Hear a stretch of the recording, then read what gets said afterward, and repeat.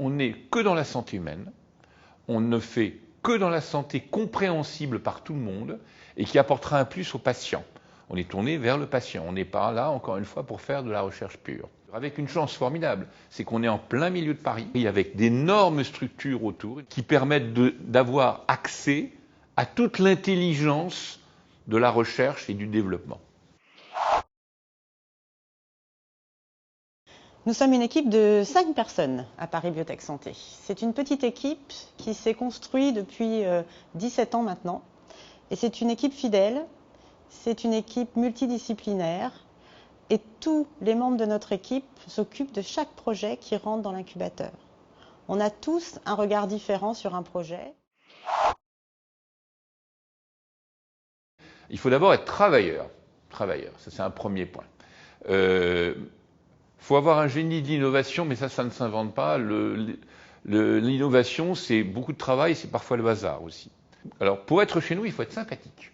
Ça veut dire que comme on va l'avoir en incubation pendant 2 ans, puis ensuite dans la pépinière pendant 4 ans, et comme on a le choix, on ne prend que des gens sympathiques. Sympathique ne veut pas dire facile. Un chercheur n'est jamais facile. Simplement, il faut qu'il soit capable d'entendre, il faut qu'il soit capable d'avoir des conseils et au fond, de s'adapter à ce qu'on pourra lui dire. Et s'il veut faire une société, c'est qu'il veut gagner de l'argent, quelque part. Alors, la personne qui va me dire « Ah non, moi, je m'intéresse à la recherche », il ne veut pas vraiment créer une société, il veut avoir de l'argent pour sa recherche. C'est encore autre chose, ce n'est pas notre domaine. Obligatoirement. Alors, on n'a pas toujours raison, mais on a quand même une bonne expérience, et il faut être capable de dire aux gens « Mais attendez, là, vous faites fausse route. Non, là, vous avez tort. Là, c'est un tel que vous devez aller voir. Non, là, vous ne devez pas signer ça. » Et s'ils veulent le faire, ils ont le droit. Ils sont chez eux. L'idée, c'est de mettre en lien ces entreprises avec les médecins, avec les chercheurs, de telle sorte que ces innovations soient testées dans le cadre d'essais cliniques réglementaires, donc très bien encadrés. Les patients sont rassurés, mais ils peuvent bénéficier assez tôt de ces innovations avant même que ce produit soit vendu sur le marché. Nous avons pour ambition en fait de créer des nouveaux métiers.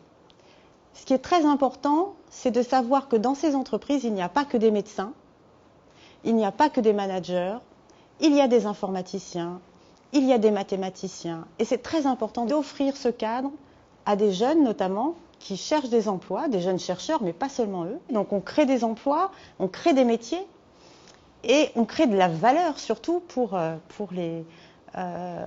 ces entreprises. On a une pépinière de 6000 m². C'est la plus grosse d'Europe dans le domaine de la santé humaine. À Cochin, on est localisé avec 10 centres de recherche mondialement reconnus. L'Institut Imagine, l'Institut Cochin de biotechnologie, l'Institut du cerveau et de la moelle, l'Institut de cardiologie, le Collège de France, l'École normale supérieure, le SPCI, Jussieu, l'Institut Curie. Ça vous fait parmi les centres, et l'Institut Pasteur, ça vous fait parmi les centres les plus reconnus au monde. 3 universités, PSL, Paris 5, Paris 6.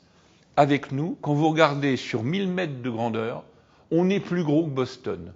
C'est-à-dire qu'on pourrait, si on se coordonnait bien avec un incubateur, un hôtel, et une pépinière et un hôtel d'entreprise, être le plus gros pôle d'innovation au monde dans le domaine de la santé humaine.